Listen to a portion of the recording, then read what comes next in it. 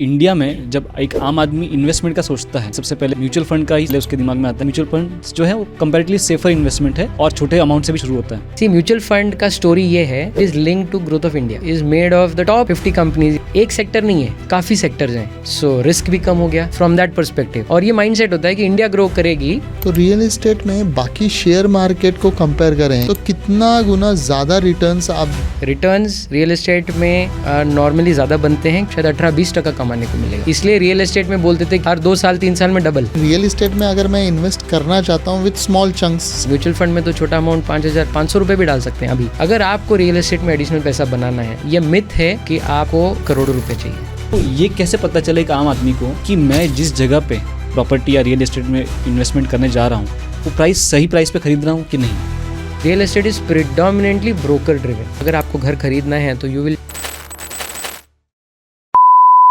लोग सिर्फ mutual fund, shares और ट्रेडिंग में ही पैसा डालते हैं और समझते हैं कि रिटर्न्स इसमें ही सबसे ज़्यादा है, जबकि सबसे ज़्यादा पैसा है रियल एस्टेट में। जानते हैं इस पॉडकास्ट में कि कैसे आपके इन्वेस्टमेंट पे बहुत गुना रिटर्न्स आप कमा सकते हैं रिस्क फ्री रियल एस्टेट में।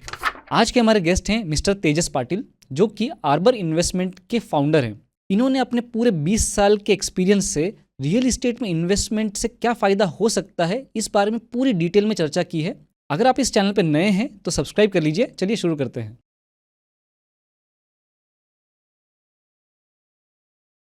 तेजस जी, भारत में लगातार तरक्की कर रहा है, अभी 3rd-4th इकोनॉमी बनने वाला है पूरे दुनिया की।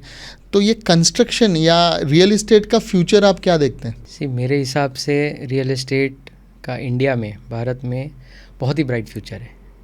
मैं आपको बताता हूँ, देयर आर मल्टीपल रीजंस, काफ़ी रीजंस हैं। फर्स्ट ऑफ ऑल आप देखोगे कुछ साल पहले के कंपैरिजन में रियल एस्टेट अनऑर्गेनाइज था, correct. More than 90% was unorganised, और जो बड़े नाम आप सुनते हैं डेवलपर्स में वो 10% से भी कम थे।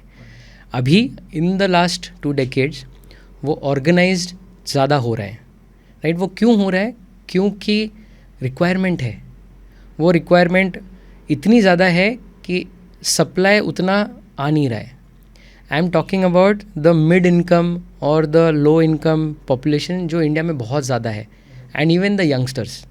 सो 3 लाख यूनिट बनते हैं साल में इंडिया में, और 3 लाख के आसपास का ही सप्लाई है, राइट। सो आप देखोगे ये रिक्वायरमेंट और डिमांड बढ़ी रही है because the youngster crowd in India is increasing, correct. तो मेरे हिसाब से तो the demand supply will always be favourable, और थोड़ा लैगिंग होना भी चाहिए, so that people are, developers को भी लगना चाहिए कि there is scope in this industry to construct good quality, and they also, वो उनको भी वो क्राउड को अट्रैक्ट करने की ज़रूरत है। तो रियल एस्टेट में बाकी शेयर मार्केट को कंपेयर करें या किसी और इंडस्ट्री को कंपेयर करें तो कितना गुना ज़्यादा रिटर्न्स आप कहते हैं? क्योंकि बिल्डर बोलेंगे तो लोग अमीर समझते ही हैं, हर बार it goes 2x 3x 4x ऐसा होता है कि पैसा, और छोटे लोग कैसे लगाएं इसमें? इंटरेस्टिंग कहावत है, कहावत नहीं है, इंटरेस्टिंग कॉन्वर्जेसन है, जहाँ पर बोलते हैं कि कोई डेवलपर गरीब नहीं है।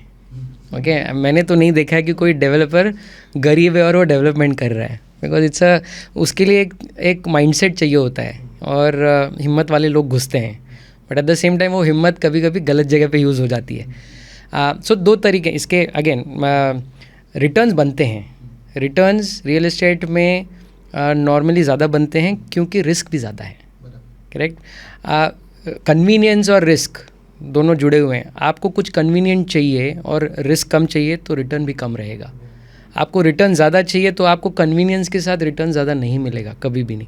सो वो माइंडसेट जो है ना, जो आप बोल रहे हो कि रियल एस्टेट थोड़ा रिस्की है, that is the reason why returns are slightly higher, okay. अभी वो अगेन गोइंग बैक, कितना गुना ज़्यादा है, कितना percentage points compare to equity market ज़्यादा है, उसके लिए आपको थोड़ा सा पीछे जाना पड़ेगा। तो पहले जहाँ पर डेवलपर्स जो बिना रेगुलेशन डेवलप करते थे, उनके लिए पैसे का 2 ही तरीके थे।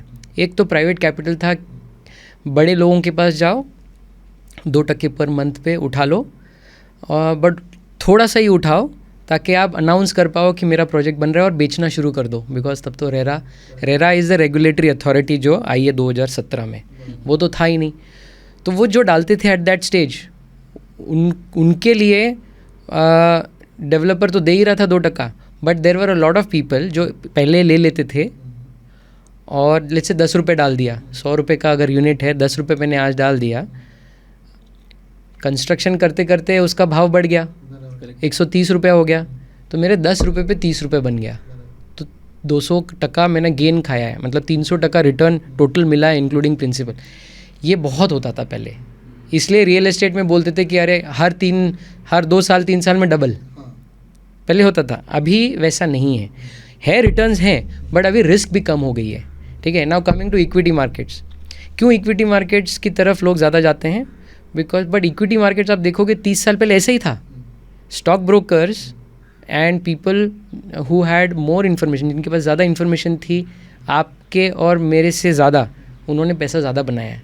बिकॉज कौन सा स्टॉक खरीदना चाहिए जो कल को 6 महीने में डबल हो जाएगा, करेक्ट? वही रियल एस्टेट में भी चलता है। But stock market has change now. तो स्टॉक मार्केट में क्या है, लिक्विडिटी का एक रीज़न है कि आज डालो आप कल निकाल सकते हो। Liquidity is expensive in the sense return उतना नहीं मिलेगा आपको, और कोई आपको लिख के नहीं देगा कि इतना रिटर्न बनेगा। सो लिक्विडिटी हो या कोई और इन्वेस्टमेंट हो, आपको एक इन्वेस्टमेंट होराइजन लेके चलना पड़ता है। रियल एस्टेट में अगर वही होराइजन रखोगे तो ज़्यादा पैसा बनेगा।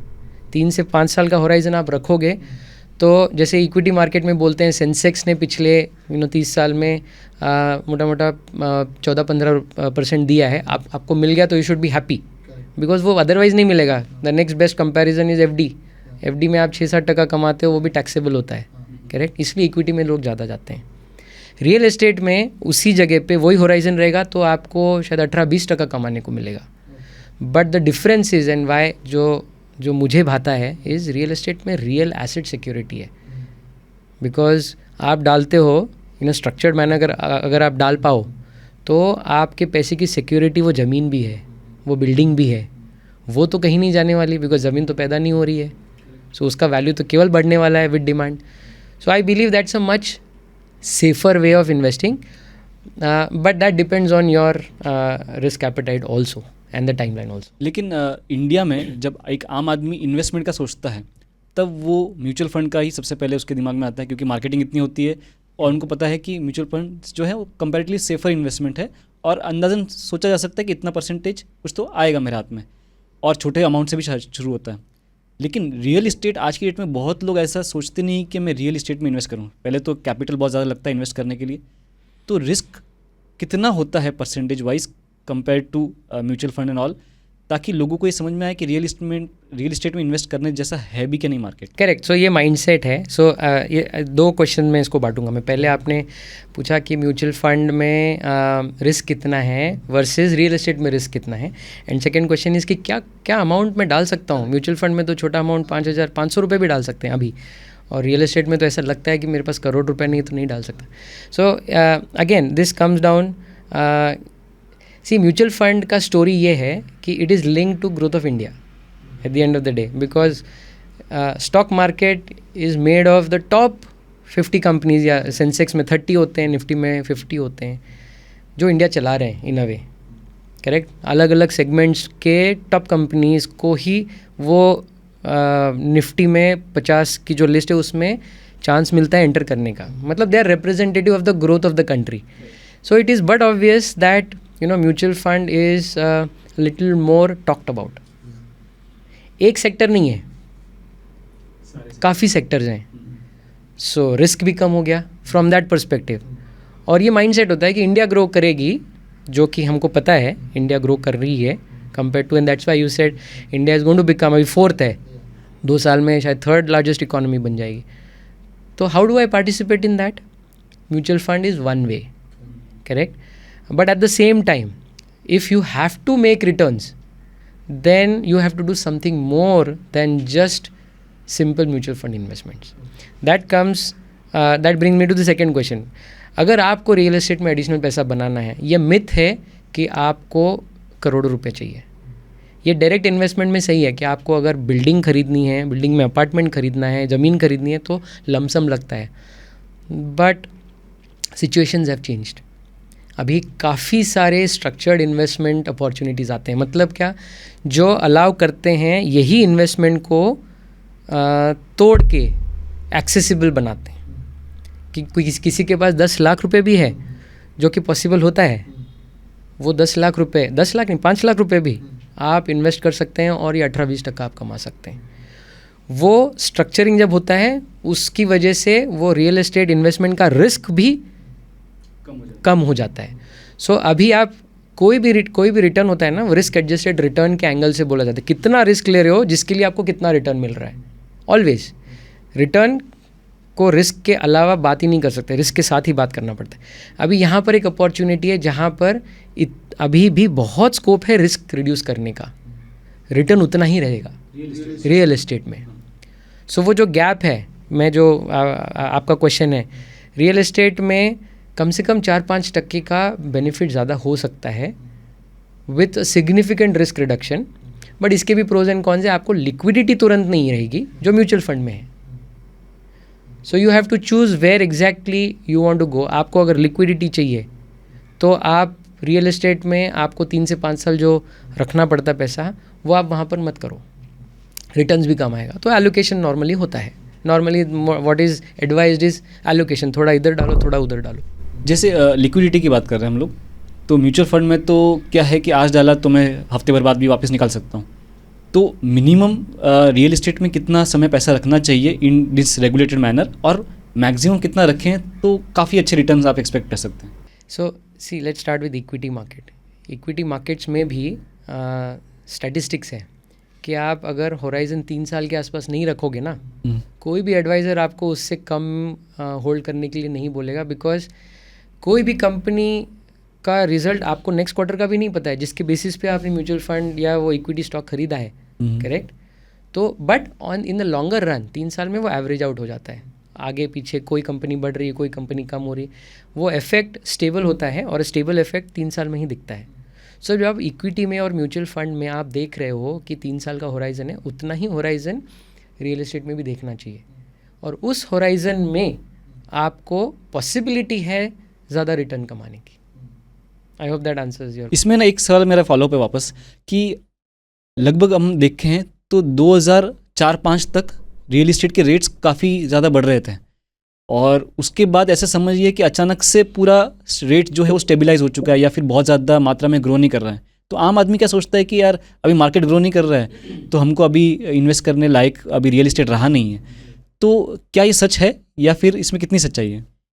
सी एक स्पेकुलेटिव एंगल तो था ही पहले, करेक्ट, बिकॉज प्राइस डिस्कवरी बोलते हैं ना कि क्या यहाँ के एरिया का कोई माइक्रो मार्केट है, जैसे बॉम्बे में कोई एक पर्टिकुलर माइक्रो मार्केट नॉर्थ और साउथ में डिफरेंट है, या दिल्ली एनसीआर में अभी गुड़गांव बहुत हवे में है या बात चल रही है, उसका हमेशा प्राइस डिस्कवरी होता है।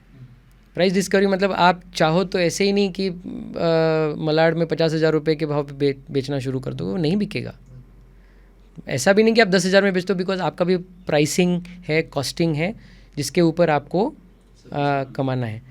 पहले क्या होता था, पहले जैसे मैं बोल रहा था रेगुलेशन नहीं था तो स्पेकुलेशन बहुत था।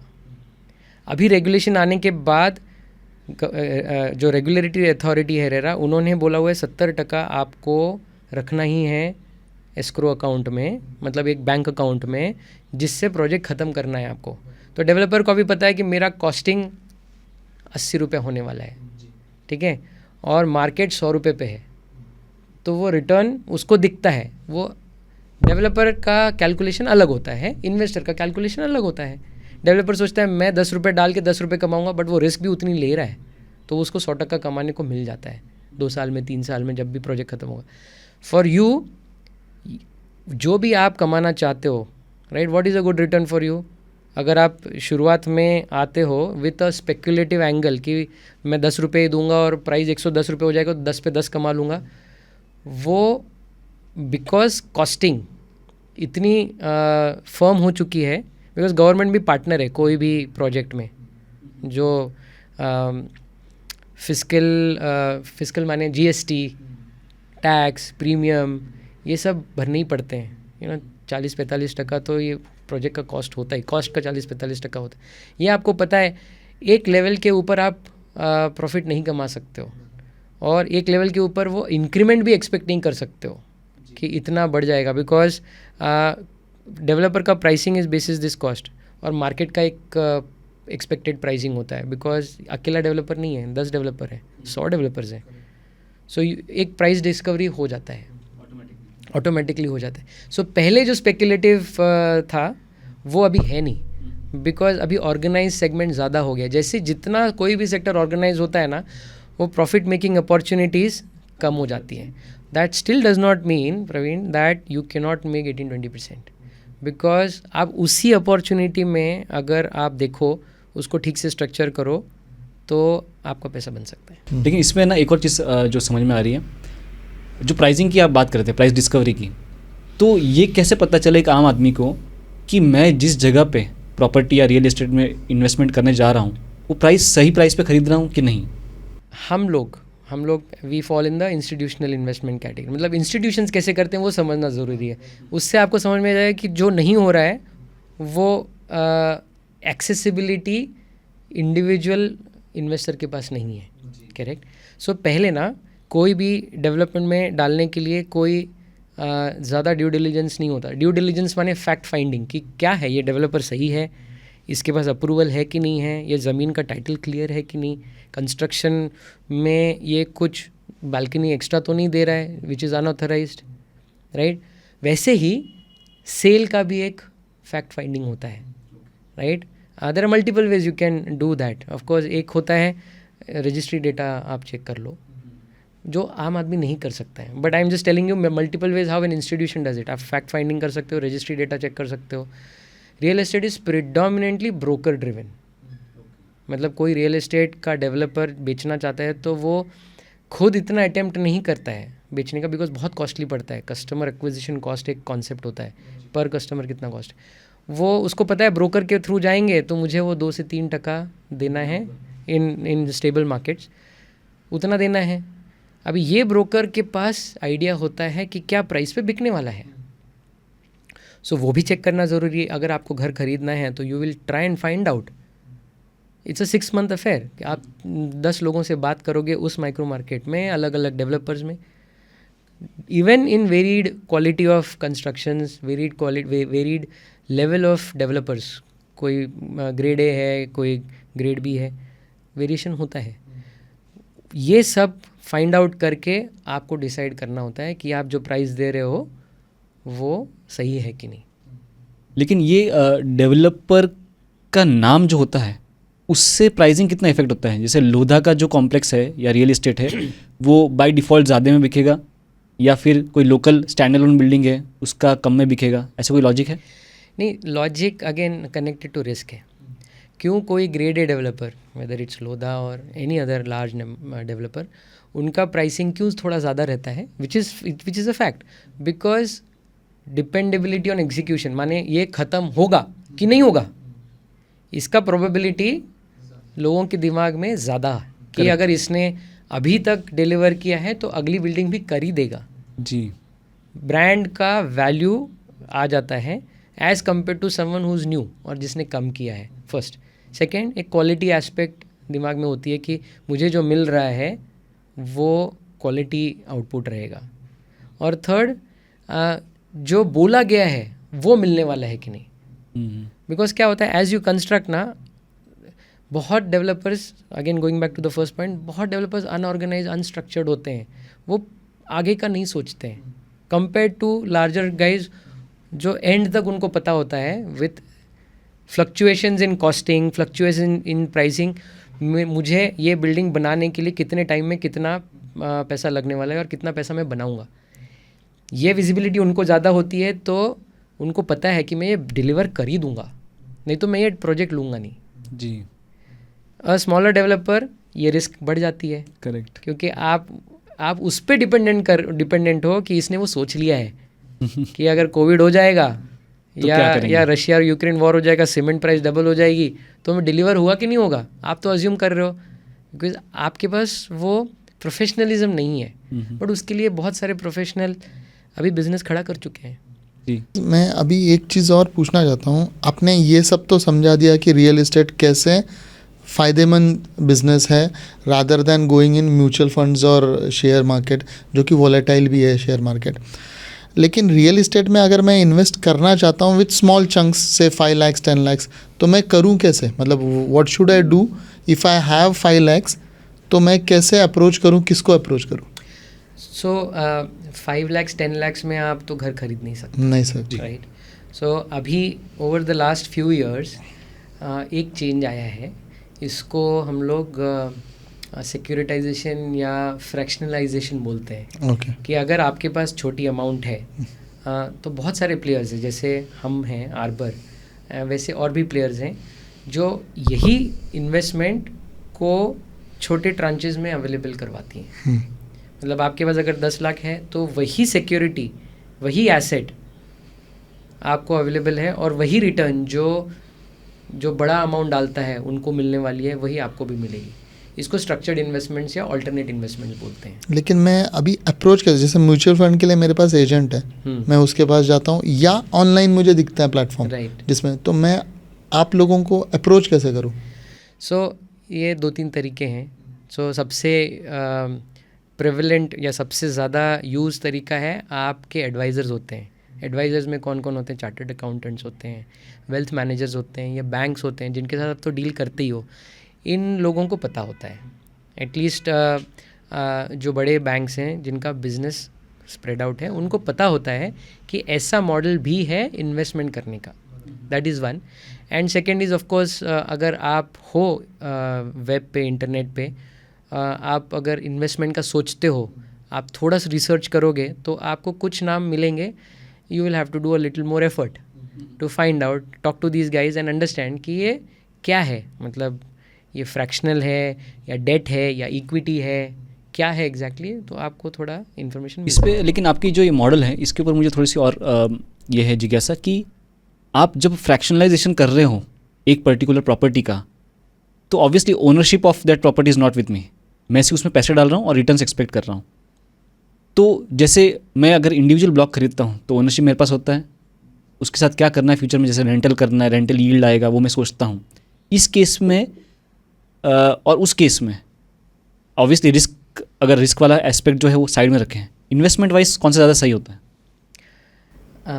सो इसमें कैसा है, फ्रैक्शनलाइजेशन डज नॉट मीन, फ्रैक्शनलाइजेशन 2-3 तरीके के होते हैं, 2 तरीके के तो होते ही हैं। वन इज़ कि आप, जैसे आपकी अंडरस्टैंडिंग अभी कैसे है कि एक घर है, उसको 1 करोड़ का अगर घर है, मेरे पास तो 10 ही लाख है, तो 10 लोग मिलके 10-10 लाख डालेंगे, और 10 के 10 लोग ओनर्स बन गए हैं। Correct, exactly. अभी 10 लोग नॉर्मली साइन नहीं करते हैं, वो स्ट्रक्चरिंग कहलाता है। एंड कोई करने वाला होता है जो मैनेजर होता है, जो एसेट मैनेजर होता है या इन्वेस्टमेंट मैनेजर होता है, तो वो ये सब करता है आपके लिए।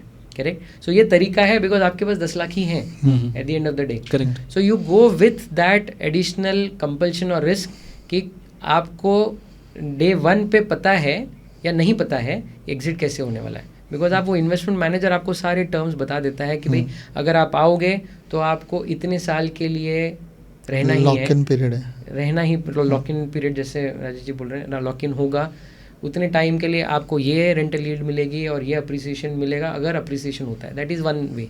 द अदर वे, और वहाँ पर रिटर्न का एक्सपेक्टेशन का कैलकुलेशन भी होता है, बिकॉज रेजिडेंशियल अगर है तो रेंटल यील्ड 2 से 3% ही है, मेजरली अप्रिसिएशन बैक्ड है। करेक्ट।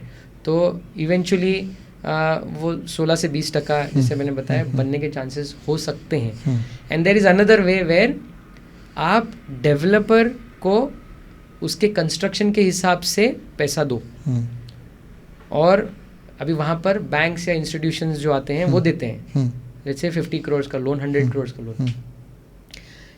वैसे ही इन्वेस्टमेंट मैनेजर्स हैं जो ये इन्वेस्टमेंट अपॉर्चुनिटी ओपन कर देती हैं कि instead of putting in 50 crore, 50 crore की जगह पे आप आ जाओ 10 लाख में, कोई प्रॉब्लम नहीं। कोई 10 करोड़ डालेगा, कोई 20 करोड़ डालेगा, कोई 1 करोड़ डालेगा, कोई 10 लाख डालेगा।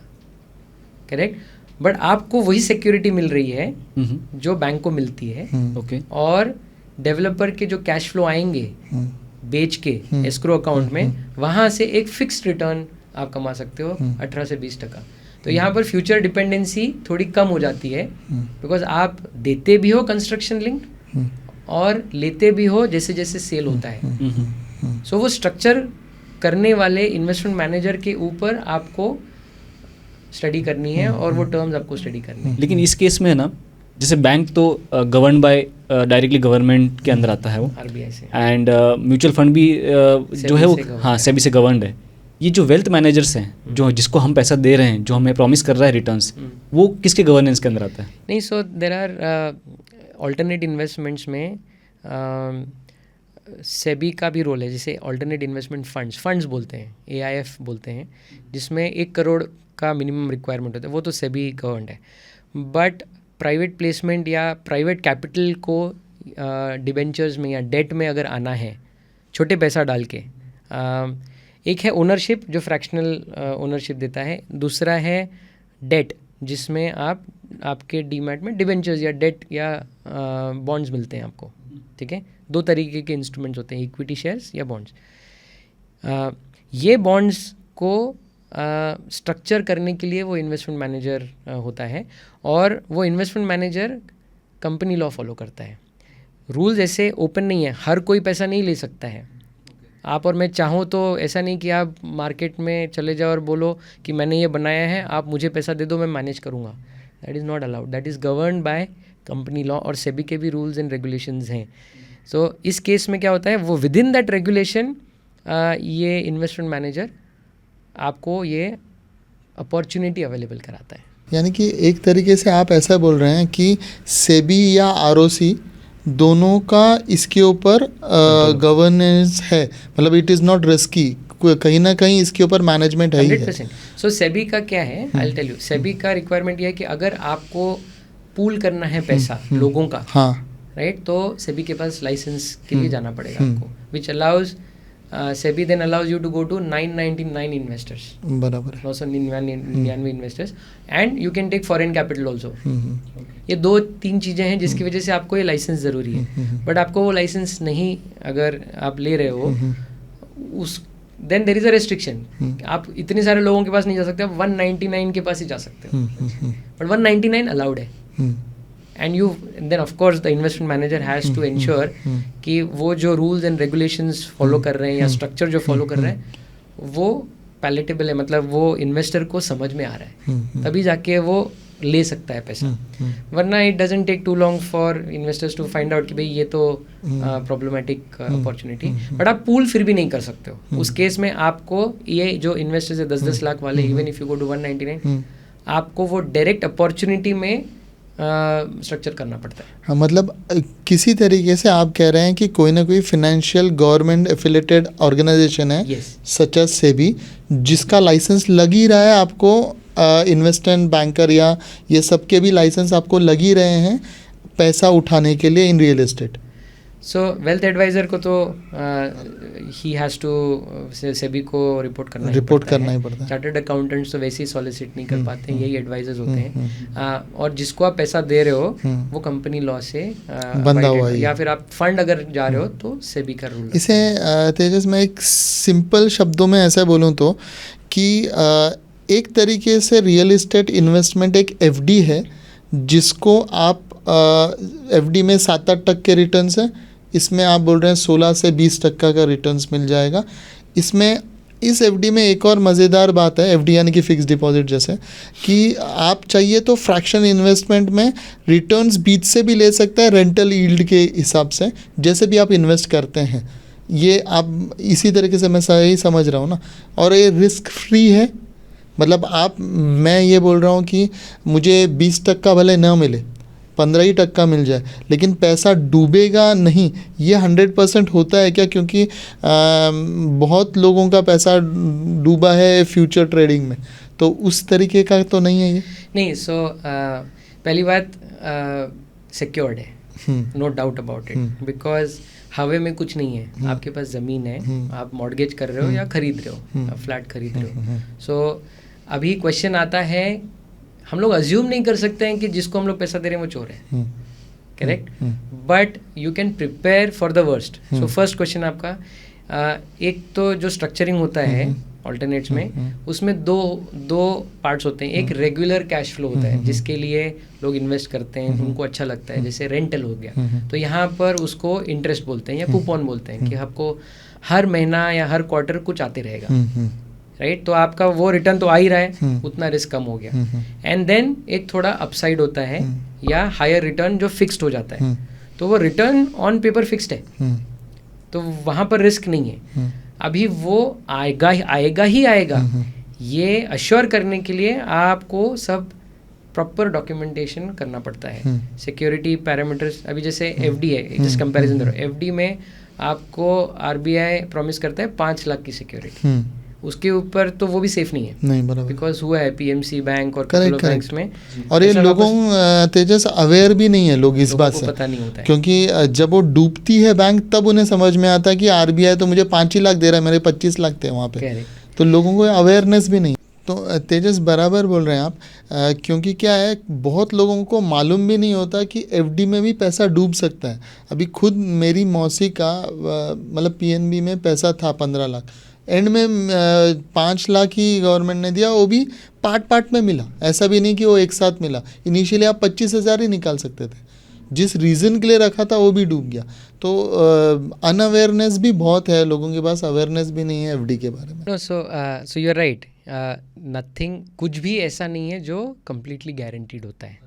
ये रिस्क फ्री वर्ड जो भी यूज़ करता है उससे तो आपने दूर भागना चाहिए. रिस्क फ्री कुछ नहीं होता है, बिकॉज लाइक आई सेड, सबसे बड़ा एग्जांपल अपने दिमाग में है कि बैंक तो एकदम सेफ है, bank is equal to government, ये दिमाग में रहता है. बट वो भी 5 लाख ही दे सकता है या प्रॉमिस कर सकता है. तो कोई और आपको अगर प्रॉमिस करे कि कुछ भी हो जाए मैं आपको पैसा वापस दे दूंगा, वो उसके बस में नहीं है, right. But at the same time कितने बार हुआ है ऐसे, बहुत कम बार होता है, राइट, कि 5 लाख के ऊपर या फिर आपको बैंक ने डिफ़ॉल्ट दिया, तो आपको प्रोबेबिलिटी भी देखनी पड़ती है कि कितने बार होता है. सो जब आप प्रिपेयर करते हैं, जैसे ये स्ट्रक्चर्ड इन्वेस्टमेंट्स या अल्टरनेट इन्वेस्टमेंट्स में, इसमें एक पार्ट होता है कि रेगुलर कैश फ्लो आ रहा है, दूसरा पार्ट होता है एडिशनल आपको इंटरेस्ट मिलेगा. जो रेगुलर कैश फ्लो आ रहा है 10-12% तो आते ही रहता है, which is significantly better then in FD return और प्रीलीज रिटर्न या रेंटल रिटर्न. तो वैसे स्ट्रक्चर करना ज़रूरी है.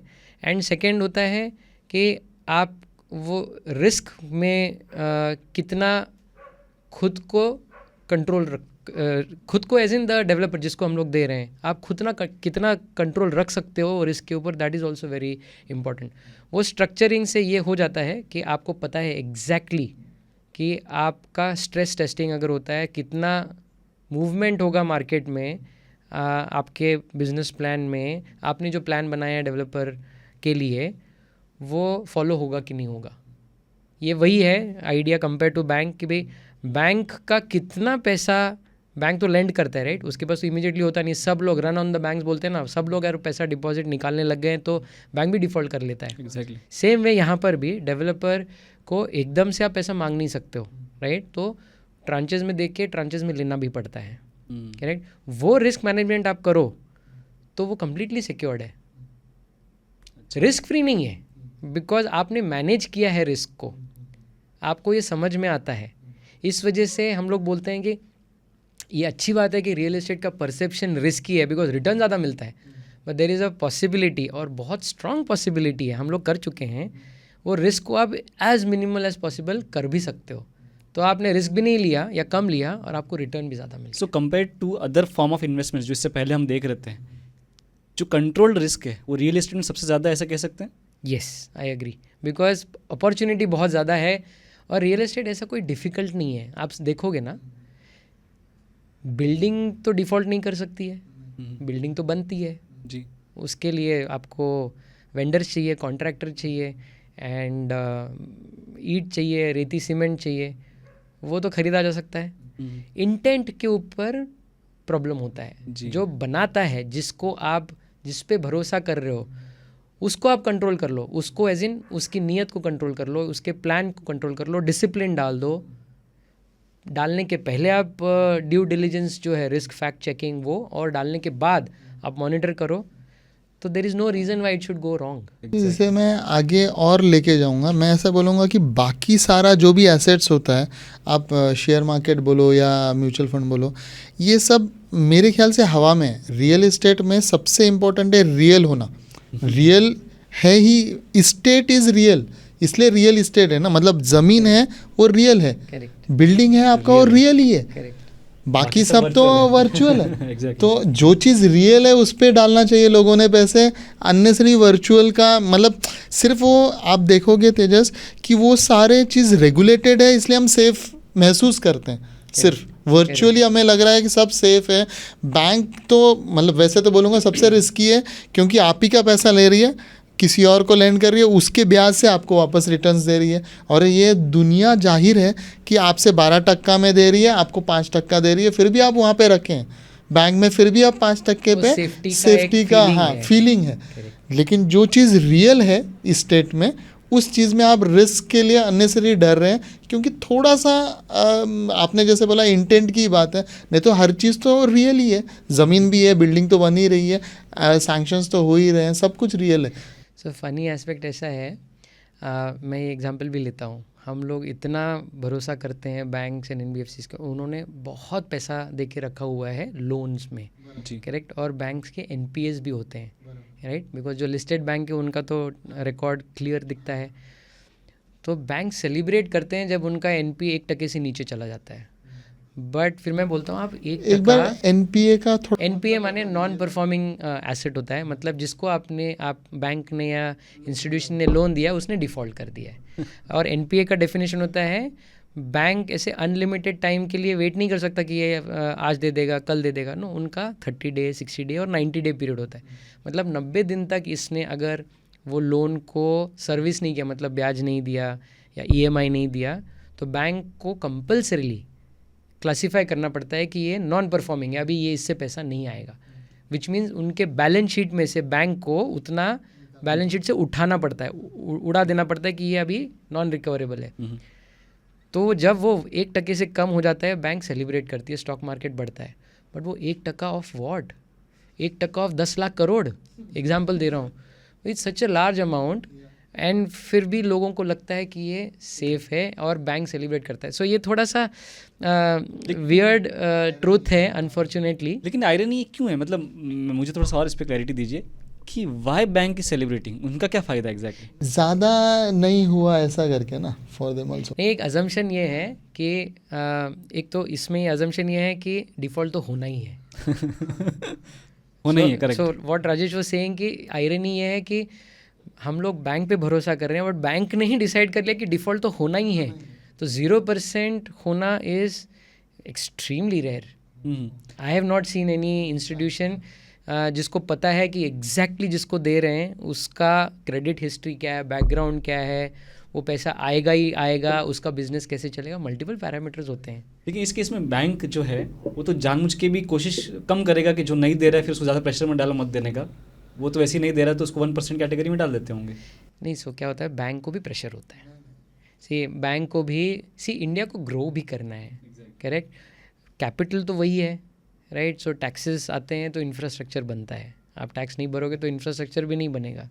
तो बैंक को भी ग्रो करना है, और गवर्नमेंट का भी पुश होता है ऑन पर्टिकुलर एस्पेक्ट्स कि भाई ये सेक्टर को बढ़ाओ, या गरीबी को हटाना है तो you have to support the lower income category. इसलिए स्मॉलर कंपनीज जो छोटे छोटे लोन्स देते हैं वो भी एग्जिस्ट करते हैं, उसका भी रूल बनाया गया है. अभी पता है कि वहाँ पर डिफ़ॉल्ट होने वाला है या ज़्यादा प्रोबेबिलिटी है, बट वो करना भी ज़रूरी है, वरना इंडिया ग्रो नहीं करेगा. सो वो दोनों ज़रूरी है. सो पुश होता भी है, और you are right, despite doing the fact कि यहाँ पर कम प्रोबेबिलिटी है या डिफ़ॉल्ट प्रोबेबिलिटी ज़्यादा है, कम प्रोबेबिलिटी ऑफ रिकवरिंग है, बैंक देता है, बिकॉज उनका बिजनेस मॉडल वैसा बनाया हुआ है. नहीं तो बैंक सर्वाइव कैसे करेगा? Exactly. And you can not understand each and every business being a bank. से कोई साइकिल का दुकान था, उसने मांगा और उसका दुकान ही बंद पड़ गया बिकॉज ऑफ हिज डेथ. तो how will he survive? Multiple such risk factors exist. So compare to that, coming to main point of Rajesh ji, real estate में ना अपने को पता है, बिकॉज आप ऐसे वाइड स्प्रेड पैसा नहीं दे रहे हो. एज एन इंडिविजुअल मैं एक कॉल ले रहा हूँ कि ये प्रोजेक्ट में मैं पैसा डालूंगा, करेक्ट।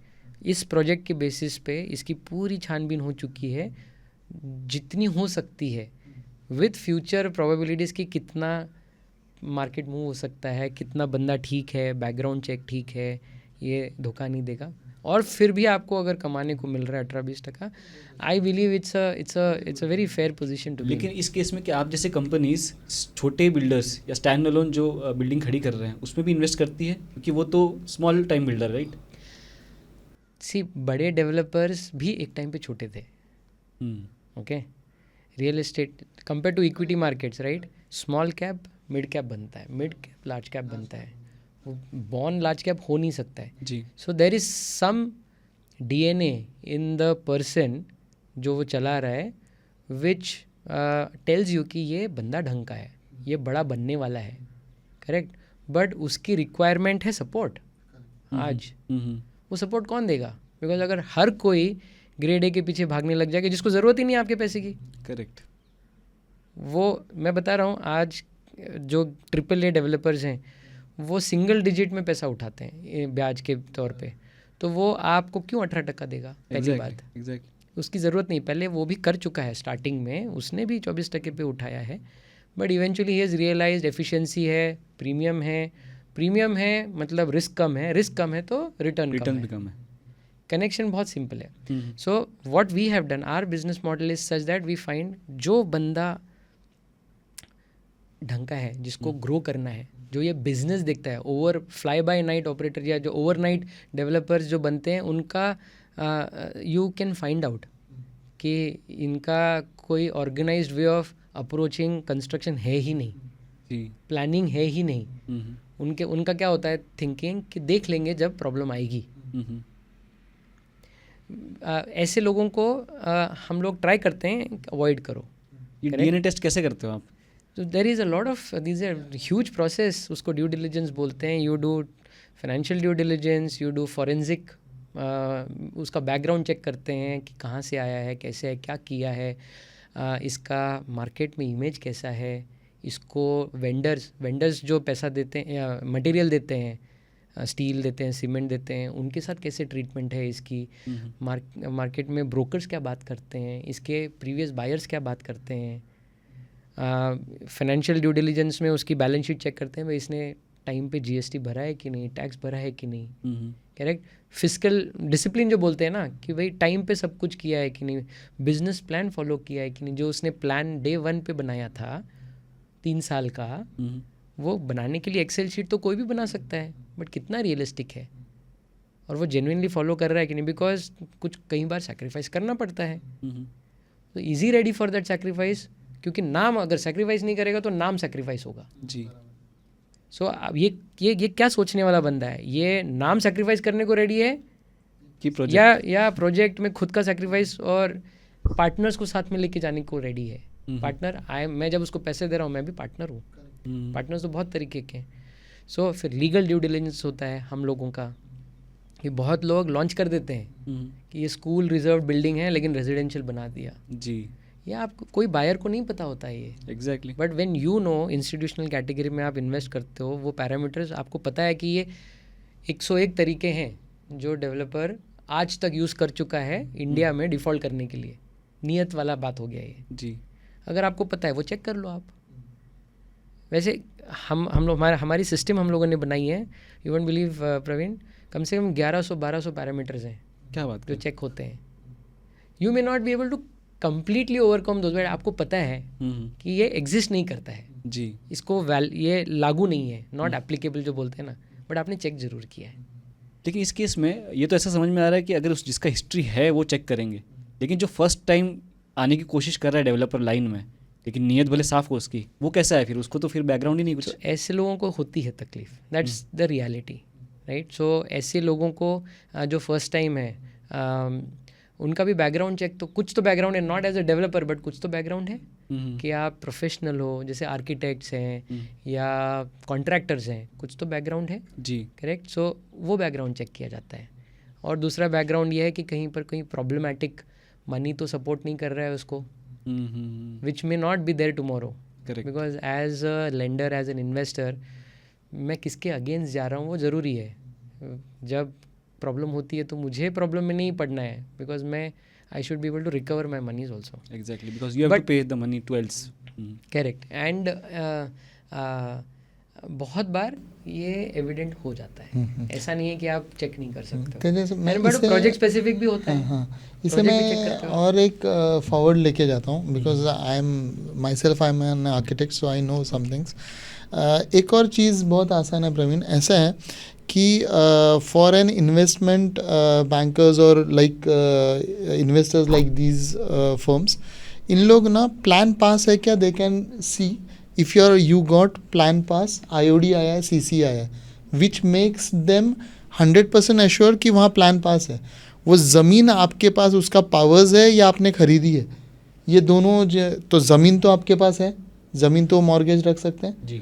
दूसरा बात, प्लान पास है तो प्लान उनके पास 100% से अपन 20 माले की बिल्डिंग बना रहे हैं और 4 फ्लैट हैं, तो जो भी 80 फ्लैट्स हैं वो उनके पास एश्योर्ड 80 फ्लैट्स हैं जो आने वाले हैं. जी. फिर डेवलपमेंट एग्रीमेंट में अगर कुछ देना है उन्हें, लेना है, वो सारा ये डिटेल्स देख लेते हैं. तो they know developer is going to make X profit which is very easy.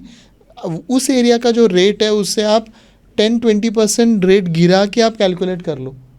तो they do not calculate with an speculated rate, थोड़ा कम रेट से कैलकुलेट करके Absolutely. वो सीधे आपको रिस्क फ्री कर देते हैं. So just to rephrase it, so एक पॉइंट है डेवलपर का background, second point is the project profitability, project risk जो होते हैं. एक परसेंटेज होता है जो दिया जाता है, रिस्क वेटेज जो होता है कि Correct. इसकी वजह से मैं डिफॉल्ट करूंगा बैकग्राउंड की वजह से, और दूसरा वेटेज होता है प्रोजेक्ट में अलग अलग तरीके हैं, लैंड लेवल पे, कंस्ट्रक्शन लेवल पे, सेल लेवल पे, करेक्ट. हर एक का रिस्क वेटेज होता है. जी. सब कुछ तो आपको कभी भी नहीं मिलने वाला, बराबर. Because there are some things which are in the future. या आपको उसको वेटेज देके फिर भी एक कॉल लेना ही पड़ता है बेसिस योर एक्सपीरियंस कि ये इसको मैं बैक कर सकता हूँ कि नहीं. करेक्ट. लेकिन एज अ कंपनी आपका डेवलपर को देखने का नज़रिया क्या होता है, जो स्मॉल टाइम डेवलपर होते हैं? क्योंकि जितना कन्वर्सेशन हुआ है उससे ये मैं समझ में आ रहा है कि छोटे डेवलपर्स ही आपको एक्चुअली हाई रिटर्न्स भी देने का कैपेबिलिटी रखते हैं. तो आप ज़्यादातर डेवलपर्स को एज अ शक की निगाह से ज़्यादा देखते हैं या फिर प्रॉफिट मेकिंग की नज़र से ज़्यादा देखते हैं? नहीं, profit is an outcome.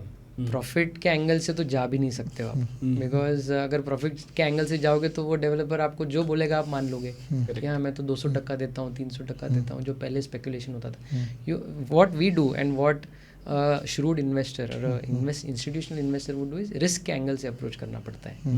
Right, you do your background check तो पक्का करना पड़ता है, बट आपके कैलकुलेशंस एट एवरी स्टेज ये नज़रिए से होते हैं कि अगर कुछ गलत जाना है, चला गया, तो आपका पैसा सेफ है कि नहीं. वो एंगल से अगर आप नहीं करोगे ना तो वो इन्वेस्टमेंट को होपफुल इन्वेस्टमेंट कहलाता है. होपफुल इन्वेस्टमेंट नहीं हो सकता. बराबर. यू कांट बी होपफुल कि यार ये गलत नहीं होगा, मैं आग बंद कर रहा हूँ इस तरफ और मैं पैसा दे देता हूँ. आप तो मतलब क्या हो जाएगा, वो वेंचर कैपिटल में होता है ना, 1 in 10 सक्सीड, एग्जैक्टली. बट वो एक बहुत ज़्यादा रिटर्न दे देगा. तो दे कैन, उनका तो बिजनेस मॉडल वैसा है. अपने इसमें से 1 in 20 can shake a little bit. Principal default फिर भी अलाउड नहीं है. सो इट्स नफे में रिस्क नुकसान हो फ्री. सकता है. एक शॉर्ट में ऐसा है कि रिस्क फ्री हो ही गया. है, वही मैं रिस्क ही एक्चुअली एसेस करने की कोशिश कर रहा हूँ इसमें, इस पूरे इसमें आइडिया रिस्क मिटिगेट करने का है. मिटिगेट करो कम्प्लीटली या कंट्रोल करो ताकि आप उसको हाथ से निकलने दें. इसमें एक लास्ट डाउट मेरा जो है वो मैं क्लियर कर लेता हूँ अभी. तो जब मैं आप जैसे कंपनीज या आपकी कंपनी में इन्वेस्ट कर रहा हूँ, मेरे 5-10 लाख 25 लाख जो भी है, तो इस केस में आप जो आपका टोटल पोर्टफोलियो है उसके बेसिस पे आप मुझे रिटर्न देते हैं कि या मेरा जो पैसा है आपने एक पर्टिकुलर पोर्टफोलियो में डाल दिया है उसके बेसिस पे मेरा रिटर्न आएगा? सो दोनों तरीके होते हैं. ठीक है, तो जैसे मैंने बोला फंड एक होता है.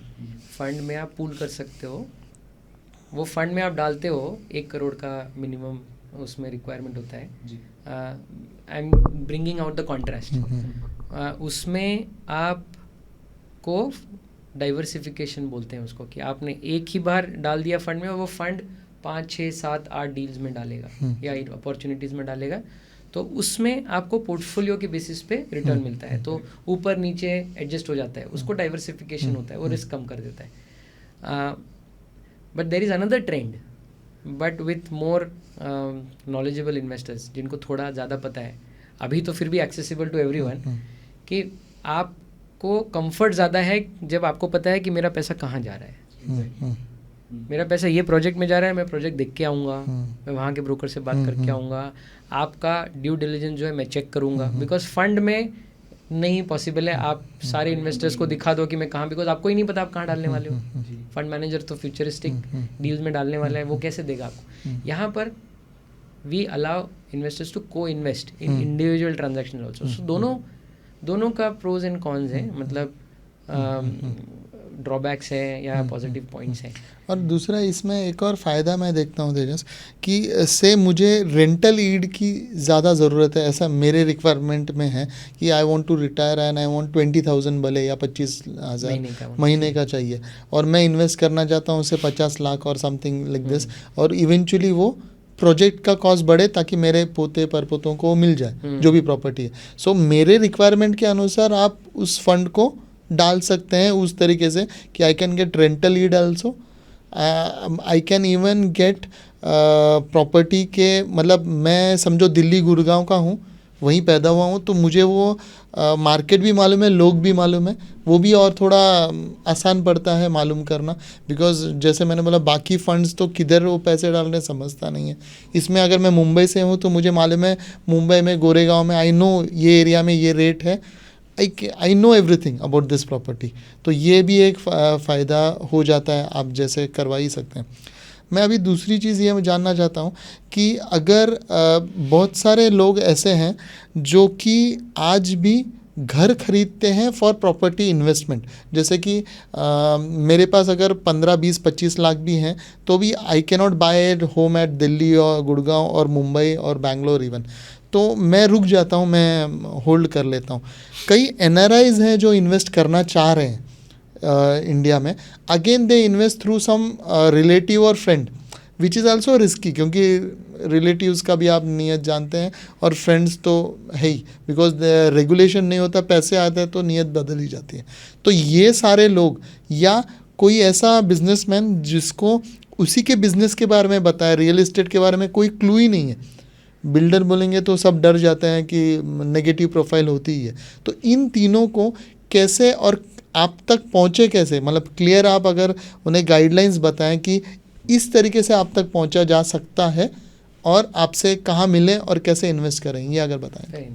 सो पहला पॉइंट आपने बोला रेगुलर यील्ड के बारे में, बराबर। सो हम लोगों को ये था पहले से ही एक फीडबैक काफ़ी इन्वेस्टर्स का कि इन्वेस्ट करने के बाद हमको रेगुलर कैश फ्लो भी कुछ चाहिए, सो दैट हम लोगों का कैश फ्लो मैनेजमेंट भी हो। तो हम लोगों ने वैसे ही स्ट्रक्चर किया है कि आपको 10 से 12% हर साल का क्वार्टरली आता रहेगा, 3 महीने में 2.5 से 3%, अभी तो 12% है। So that solve the problem of cash flow. जो रेंटल से तो 3% आता है साल का, बराबर, और कमर्शियल में भी जाओगे तो 6-7%, 8% ही आता है।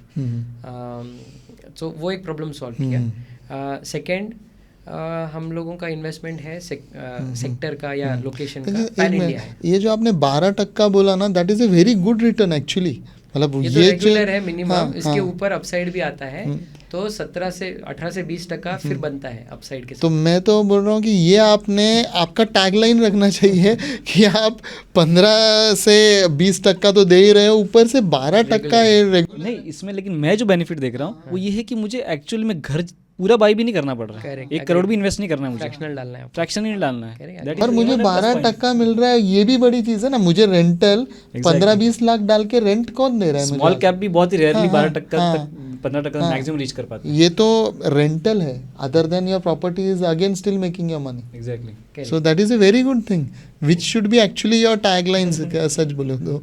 So that is definitely a positive feedback that we have received from clients. यार मैं क्यों फिर शॉप खरीदूं या ऑफिस खरीदूं, वहाँ पर मुझे खुद मैनेज भी करना पड़ता है, वो भाड़ा देगा कि नहीं वापस, वो रिस्क होता है, कल को छोड़ के गया वापस ब्रोकरेज दो, तो नेट कभी भी इतना बनता नहीं है। करेक्ट, उतना ही अगर रेगुलर कैश फ्लो आ ही रहा है with upside potential, people have seen कि ये एक गुड अपॉर्चुनिटी, ऑल्टरनेटिव अपॉर्चुनिटी है फर्स्ट।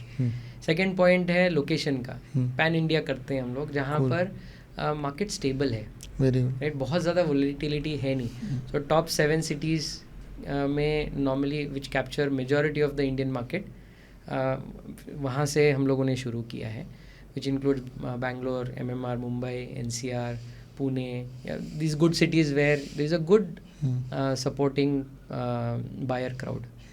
और थर्ड चीज़ आपने बोली कि ये अपॉर्चुनिटीज़ जो हम लोग बनाते हैं, क्रिएट करते हैं, ये कैसे लोगों तक पहुंचाया जाए, या हम लोग कैसे आए हैं। पहुंचे। हाँ, हाँ। सो सी उसमें तो क्या है, जैसे मैंने पहले भी बताया, आपका अगर कोई एडवाइज़र है, correct, so we have started reaching out pan India, सारे सी मोस्टली इंटरमीडियरीज या IFA बोलते हैं, इंडिपेंडेंट फाइनेंशियल एडवाइजर्स बोलते हैं। एक होते हैं वेल्थ मैनेजर्स जो इंडिया का वेल्थ मैनेज करते हैं, सारे जो बड़े बड़े टॉप वेल्थ मैनेजर्स, बट उनका ये स्मॉलर सेगमेंट फोकस में नहीं होता है, they only want to manage high ultra HNI मनीज।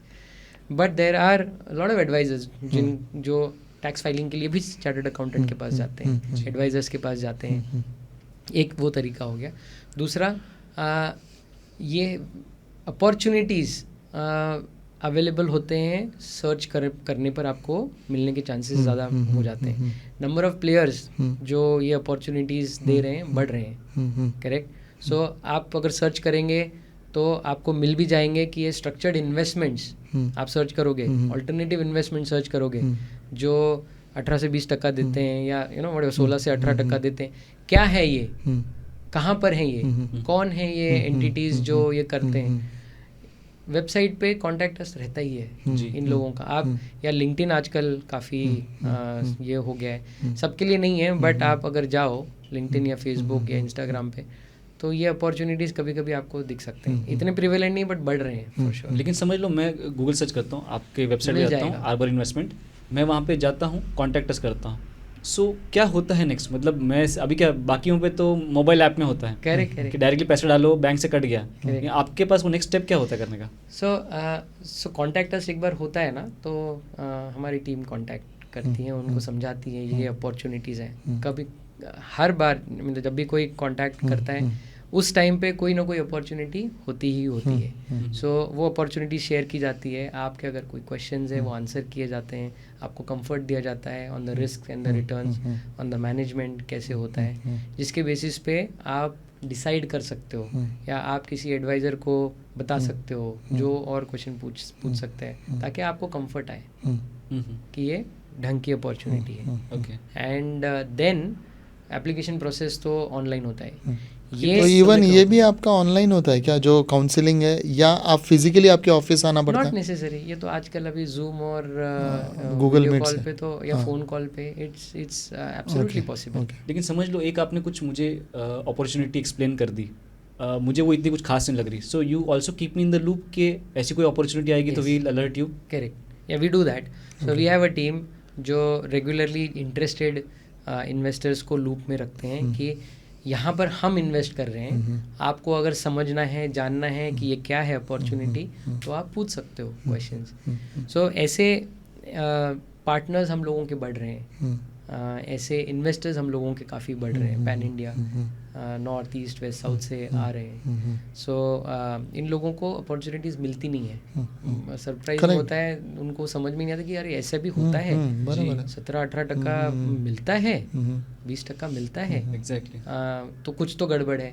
तो हम लोग हमेशा बोलते हैं very good, you should have questions, but आप उसको स्ट्राइक ऑफ मत करो कि ये गड़बड़ है, आप समझो ये गड़बड़ क्यों नहीं है, क्योंकि हम तो 20 साल से कर रहे हैं। तो there is something that we have seen and industry has also grown. और एक खूबसूरत बात तेजस, मैं ऐसा बोलूँगा इस आपके बिजनेस के बारे में, कि एक मणिपुर या एक केरला का आदमी अगर मुंबई में किसी रियल इस्टेट में इन्वेस्ट करना चाहता है तो वो पॉसिबल है उसको, and without even coming to Mumbai I feel. So वो जो चीज़ है वो भी एक बहुत ब्यूटीफुल चीज़ है कि ऐसा ना हो कि मैं काश मुंबई में रहता तो मैं बिल्डिंग में डालता पैसा तो अमीर हो जाता यार।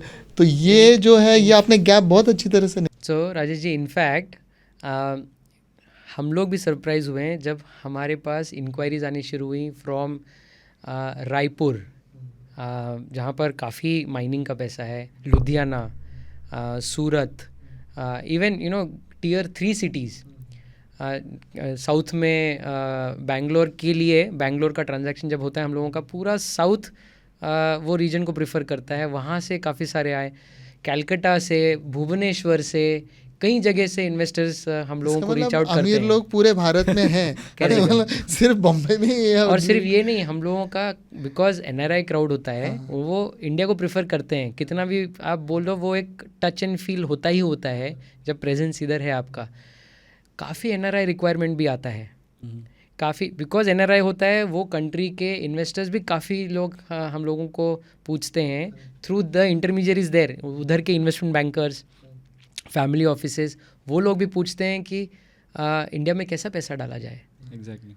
सो आई वुड टेल यू कि अगर किसी को ऐसा रिक्वायरमेंट है तो details in the comments can be put in, our team can reach out and we can give you information about the transaction and tell you why we are so assured of the return that we are making, because हम भी invest करते हैं अपना पैसा उसमें. So the same confidence is something that we can pass on for translate sure. To people. Yes. और आपकी description में सारे मैं डिटेल्स डाल दूंगा ताकि किसी और को अगर आपको डायरेक्टली रीच करने की इच्छा है तो वो भी वो Yes, कर सकते absolutely. हैं। We have a team, back-end team is very strong. Our turnaround time, मतलब response time is extremely high. तो आप डालोगे तो within 24 hours we will have a good response. The expected response. या डेफिनेटली। तेजस जी, आपने इतना अच्छी तरीके से रियल इस्टेट में कैसे इन्वेस्ट करें ये बता दिया नॉर्मल आदमियों को, और कैसे छोटा कैपिटल होके रिटर्न्स हाई ले सकते हैं, और लोगों के जो लिमिटेड बिलीव्स हैं कि सिर्फ म्यूचुअल फंड में हो सकता है या एफडी में हो सकता है, वो आपने, मेरे ख्याल से इस पॉडकास्ट से आदमी की वो टूट गई है। इसके बाद से रियल इस्टेट भी उनके, मेरे ख्याल से फर्स्ट प्रायोरिटी आनी चाहिए, क्योंकि वो आखिर इस्टेट रियल है, Correct. कोई वर्चुअल इस्टेट नहीं Absolutely. है। तो thank you for coming and enlightening us with your investment. Thank you so much, Thank you. Rajesh ji, Praveen, for having me, and it was glad to share my views. Thank you. Thank you.